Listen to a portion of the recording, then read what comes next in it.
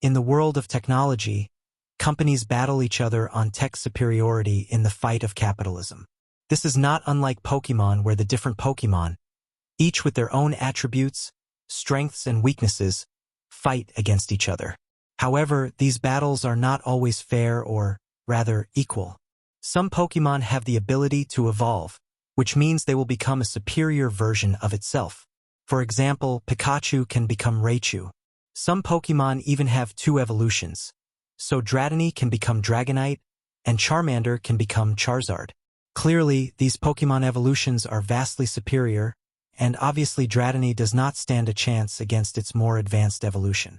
Now, exactly the same applies to technology. Just like how the smartphone replaced the cell phone, the hard drive, and then the SSD replaced the floppy disk, and so on, one can see and say that transistor 2, the fundamental building block of the microchip or nowadays nanochip, has undergone various evolutions. These evolutions are depicted in following graph, and it shows why and how that for the next few years, in the battle of transistor technology leadership, Intel against TSMC will be very much like Charmander versus Charizard. This is because Intel's next-gen transistor, due by the end of the year, will be 2 generations, or evolutions, more advanced than TSMC's lowly FinFET transistor. The first evolution is PowerVia, which is Intel's implementation of a backside power delivery network. This splits power delivery from the actual signal interconnect network, which will continue to be powered from the front side.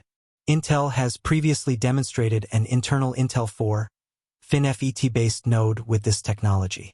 Intel has opted not to commercialize this node, instead using it just to prove out this first technology by itself.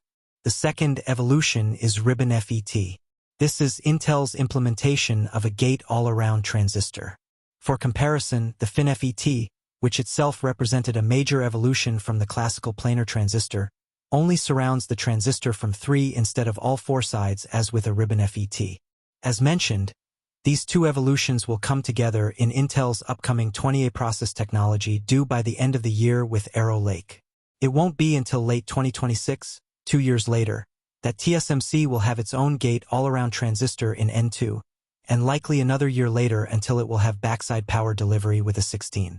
This is an astonishing turn of events, as it was exactly the reverse, where Intel in the recent past had been struggling mightily to power up its FinFET transistor, even though Intel did actually beat TSMC to FinFET by a bit over 3 years. But just like Abra has no chance against Alakazam, Ghastly against Jengar, Larvitar against Tyranitar, or Squirtle against Blastoise, so TSMC for the next 2 to 3 years will stand no chance at all against Intel.